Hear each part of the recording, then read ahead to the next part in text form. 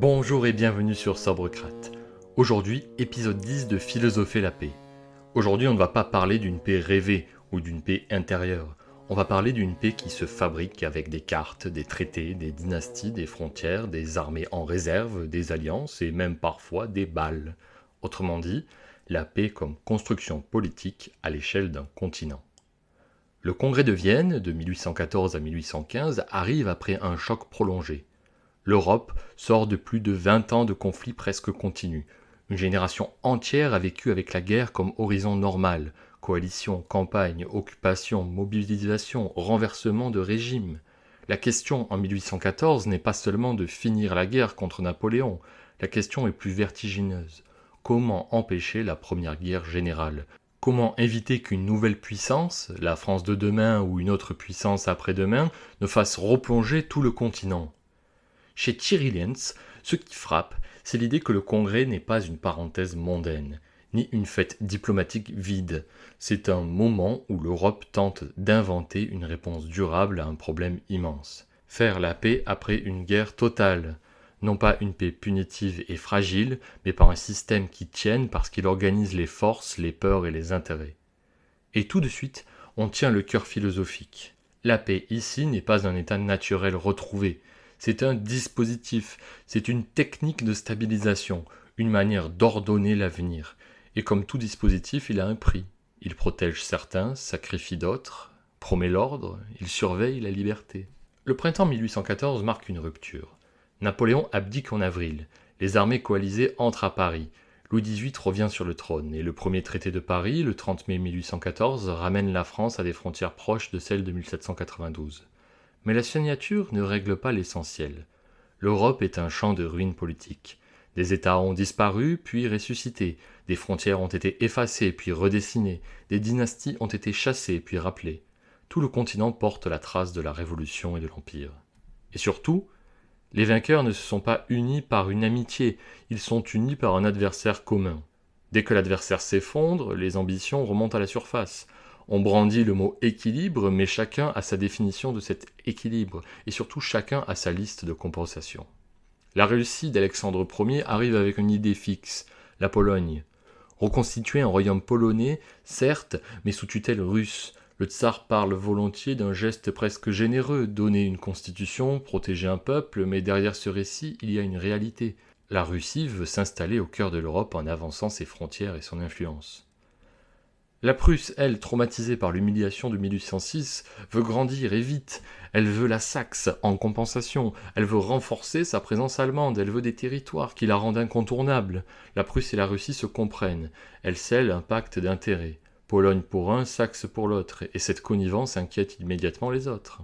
L'Autriche de François Ier et de Metternich veut préserver son rang de puissance centrale. Metternich ne cherche pas seulement des terres, il cherche un ordre, il veut que l'Europe redevienne une Europe, et des monarchies légitimes, stables, prévisibles, fermées aux secousses.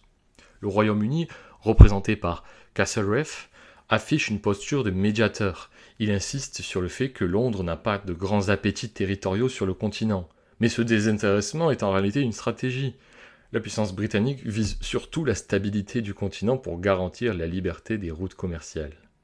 Et puis enfin, il y a la France. Vaincue mais non écrasée.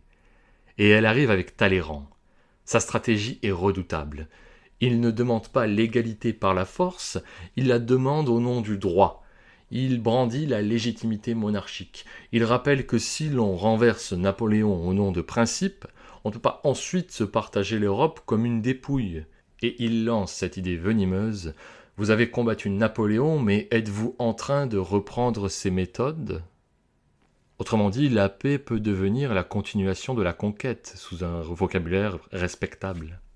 Le Congrès s'ouvre à l'automne 1814, et Vienne devient un centre du monde. Des centaines de délégués se pressent, grande puissance, État moyen, principauté, ville libre, diplomates, conseillers, princes médiatisés. On pourrait croire à une grande assemblée solennelle, mais le Congrès n'est pas un parlement, c'est un enchevêtrement de commissions, de réunions privées, de rencontres informelles, de tractations parallèles. Et c'est là un point essentiel pour penser la paix. La paix ne se fabrique pas uniquement dans les salles officielles, elle se fabrique dans les couloirs, dans les dîners, dans les salons. Elle se fabrique aussi par la mise en scène de la sociabilité. La diplomatie à Vienne est une politique de l'interaction permanente. On se parle, on s'observe, on se jauge, on se tente, on se menace parfois. Mais on reste dans le langage et le protocole, parce qu'on veut éviter que les désaccords se transforment en guerre. Les grandes puissances tentent d'abord de confisquer le Congrès. Elles forment un directoire de faits. Les quatre, comme on les appelle, réunissant l'Autriche, la Russie, la Prusse et le Royaume-Uni, se réunissent chez Metternich, se répartissent les dossiers et laissent aux autres le rôle d'auditeur. Talleyrand s'insurge. Il exploite les rivalités, il joue le défenseur des principes et parvient à briser l'exclusivité du directoire. La France rentre dans la pièce et le Congrès bascule. Les quatre deviennent les 5 sur les grandes questions. En parallèle, des commissions travaillent sur des sujets qui montrent une transformation. La paix ne concerne pas seulement des frontières, elle concerne la navigation fluviale, la hiérarchie diplomatique, la circulation, la traite. Une paix moderne se dessine, un espace européen régulier où l'on tente de produire des règles communes. On évente déjà quelque chose qui ressemble à une gouvernance continentale. Et puis, il y a le spectacle. Bal, chasse, concerts, fêtes. La phrase « le congrès ne marche pas, il danse » est devenue presque un cliché. Mais chez Lenz, l'idée est justement de ne pas tomber dans ce cliché. La fête n'est pas l'opposé du travail, elle en est une part. Parce que la sociabilité mondaine est aussi une manière de faire circuler l'information, de créer des alliances, de détendre des crises, de tester un interlocuteur, de gagner du temps, de donner une forme acceptable au compromis. Le grand moment de vérité du Congrès, c'est la crise autour de la Pologne et de la Saxe. Elle révèle brutalement une réalité. Même après la chute de Napoléon, l'Europe reste au bord de l'affrontement. Les intérêts des vainqueurs sont antagonistes, et le Congrès peut très bien échouer et, en échouant, rallumer la guerre. Alexandre Ier veut la Pologne presque entière. La Prusse veut la Saxe presque entière. Pour eux, c'est un échange juste. Ils ont payé la guerre. Ils doivent être récompensés. Mais pour Metternich, c'est un danger immédiat. Une Russie trop avancée et une Prusse trop renforcée déséquilibreraient tout le continent. Et on voit alors le mécanisme central de la paix viennoise. L'équilibre n'est pas un idéal moral abstrait, c'est une peur stratégique. Le système cherche moins à rendre le monde heureux qu'à empêcher que quelqu'un devienne trop puissant. Talleyrand joue la carte la plus efficace, la légitimité. Il défend le roi de Saxe comme souverain légitime et il accuse implicitement la Russie et la Prusse de faire ce qu'elles prétendaient combattre, la réorganisation du continent au profit des plus forts. Sa manœuvre est brillante parce qu'elle transforme une question territoriale en question de principe, donc en question de réputation. Or, la réputation à Vienne est une arme. Pendant des semaines, la tension monte, on frôle la rupture. Les alliances se recomposent. L'idée d'une action militaire contre la Russie et la Prusse surgit comme menace. Et c'est ici qu'on comprend alors quelque chose de profond. Le congrès de Vienne est un congrès de paix, mais il fonctionne constamment sous l'ombre de la guerre. Les négociateurs n'oublient pas les armées, ils négocient avec les armées en arrière-plan. Finalement, un compromis est trouvé. La Russie obtient un royaume de Pologne sous son contrôle, mais pas une Pologne totale. La Prusse obtient une partie de la Saxe, mais pas l'ensemble. Le roi de Saxe est restauré, mais amputé. Ce compromis sauve la paix générale, précisément parce qu'il plafonne les ambitions. Tout le monde gagne, mais personne ne gagne véritablement absolument. La paix ici n'est pas la justice parfaite, c'est la limitation organisée de la puissance. Après la crise, le Congrès avance sur ce qui est au fond de son cœur, refaire les cartes. Et ce redécoupage n'est pas une simple conséquence de la paix, il en est une condition. À Vienne, on pense que les frontières peuvent empêcher la guerre si elles sont pensées comme des barrières, des équilibres, des zones tampons. En Allemagne, on crée une confédération germanique, un ensemble de 39 États reliés par une structure souple, avec une diète à Francfort et une présidence autrichienne. L'objectif n'est pas de construire une nation allemande, mais d'éviter qu'une Allemagne unifiée ne devienne un monstre de puissance. L'Autriche y retrouve son rôle central. La Prusse se renforce territorialement, mais sans obtenir l'unité qu'elle pourrait utiliser comme levier hégémonique. Autour de la France, on renforce des États tampons. Au nord, on agrandit l'ensemble des Pays-Bas en intégrant les anciens Pays-Bas autrichiens. Au sud-est, on consolide le Piémont-Sardaigne. À l'est, la Prusse se positionne sur le Rhin. La Suisse obtient une garantie de neutralité. Tout cela forme une ceinture. L'idée est de rendre une expansion française future beaucoup plus difficile, beaucoup plus coûteuse, presque mécaniquement risquée. Et voilà un concept de paix très spécifique. La paix comme géographie de la méfiance. On ne fait pas la paix parce qu'on se fait confiance, on fait la paix parce qu'on organise un espace où la trahison et l'hégémonie deviennent plus difficiles. Puis survient l'événement qui semble impossible. Napoléon revient. Début mars 1815, il s'échappe de l'île d'Elbe, débarque en France, marche sur Paris. Les 100 jours commencent, et le Congrès reçoit ce choc comme une alarme absolue. Ce moment est capital pour comprendre la dynamique viennoise, car soudain, les disputes entre vainqueurs deviennent secondaires. L'ennemi commun revient et la coalition se reconstitue. Les puissances déclarent Napoléon hors la loi, renouvellent leurs engagements, promettent des troupes et surtout, elles concluent. Ce qui traînait s'accélère, ce qui était disputé se ferme. On signe l'acte final le 9 juin 1815 et l'Europe repart en guerre contre Napoléon jusqu'à Waterloo le 18 juin. Il y a là une ironie presque philosophique.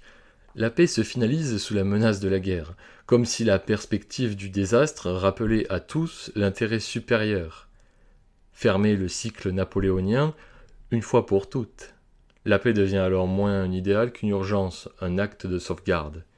Et chez Thierry Lherntz, cette urgence raconte quelque chose. Le Congrès ne fait pas la paix dans un monde calme, il fait la paix sur une faille, sur un risque permanent.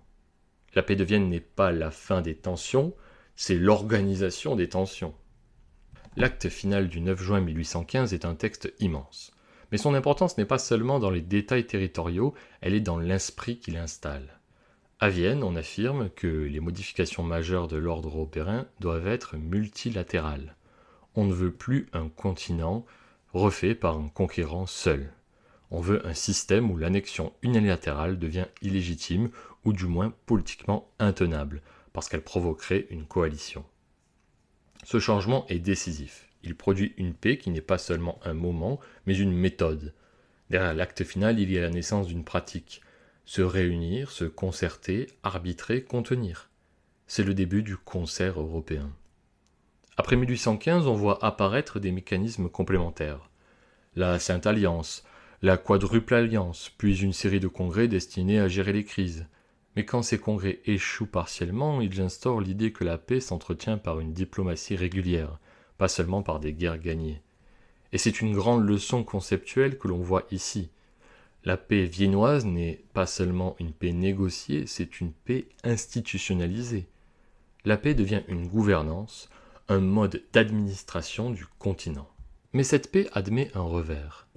Car si l'on regarde la table du Congrès, on voit une chose. Ce sont les souverains qui décident. Les peuples sont des objets de négociation, rarement des sujets de décision. On parle de légitimité, mais il s'agit surtout de légitimité dynastique. Qui a le droit de régner ? Or, cette logique protège les rois et non nécessairement les nations. Le cas de la Pologne est emblématique. Une nation entière voit son destin tranché par des puissances qui calculent leur équilibre. On lui promet des formes, on lui concède des aménagements, mais l'indépendance pleine et entière n'est pas l'objectif prioritaire. On touche ici à un véritable problème. Ce qui est frappant, c'est que Vienne choisit consciemment. Les diplomates savent que le principe de nationalité monte. Ils le perçoivent comme une force dangereuse. Ils pensent qu'il faut la contenir, la neutraliser, la retarder parce qu'elle menace l'ordre. La paix est alors pensée comme le gel d'une énergie, pas comme son accomplissement. Le système de Vienne est rapidement associé à l'esprit de Metternich. Conservatisme, restauration, peur de la révolution. La paix dans ce cadre est indissociable d'un projet. Empêcher le retour de la révolution sous toutes ses formes. Cela produit une paix extérieure impressionnante. Pas de guerre générale, mais une paix intérieure tendue. Police, censure, surveillance, répression des mouvements libéraux. On intervient dans les États pour rétablir un ordre monarchique menacé. On donne à la paix une dimension presque policière. La paix, ce n'est pas seulement l'absence de la guerre entre États, c'est l'absence de rupture politique à l'intérieur. De ce fait, une paix qui exige de restreindre la liberté est-elle une paix véritable ou une domination stabilisée ? Pour Metternich, la réponse est nette. La liberté est un risque si elle réveille la guerre civile puis la guerre internationale. Donc on la subordonne à l'ordre. On pourrait dire Vienne fabrique une paix de sécurité, mais non une paix d'émancipation. Et cette différence explique pourquoi le XIXe siècle sera traversé de révolutions. Le système protège la stabilité, mais il ne résout pas les aspirations. Le Congrès de Vienne est souvent représenté comme un modèle de paix durable, parce que l'Europe évite une conflagration générale pendant une longue période. Mais la question est, durable pour qui et durable à quel prix ? Si l'on regarde les grandes puissances, la paix est un succès stratégique.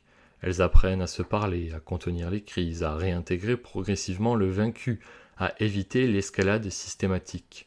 Si l'on regarde les peuples et les mouvements libéraux, la paix est parfois vécue comme une oppression. Ainsi, la paix de Vienne est réelle par ses effets, mais fragile par ses fondements. Elle suppose un monde où les souverains tiennent la société, où la solidarité monarchique fonctionne, où les nationalismes restent contenus. Et pourtant, on ne va pas balayer Vienne d'un revers de la main, car Vienne invente quelque chose qui survivra. L'idée que la paix se construit par la concertation, par la règle commune, par l'intégration du vaincu, plutôt que son humiliation totale. Cette intuition est d'une modernité frappante. Une paix stable demande une architecture, pas seulement un verdict. Le Congrès de Vienne nous force à regarder la paix autrement. Il montre que la paix n'est pas seulement la fin du bruit des armes, c'est une décision sur l'ordre du monde. À Vienne, on décide que l'Europe doit être stabilisée par l'équilibre, par la restauration des trônes, par la prévention territoriale, par la concertation diplomatique. On invente une méthode, gérer l'avenir à plusieurs pour empêcher qu'un seul ne le capture. Mais on décide aussi de sacrifier une part de justice populaire, de contenir la liberté quand elle menace l'ordre, de faire primer la stabilité sur l'émancipation. La paix viennoise est donc une paix ambivalente, admirable par sa capacité à éviter l'effondrement général, contestable par ce qu'elle étouffe et par ce qu'elle impose. La paix n'est pas un idéal pur, c'est un équilibre entre des exigences contradictoires.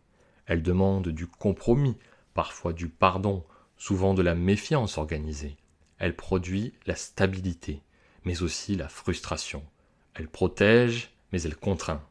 Bref, à Vienne, la paix n'est pas un mot doux, c'est une mécanique. Et cette mécanique, en voulant empêcher la guerre, dessinera la politique du XIXe siècle.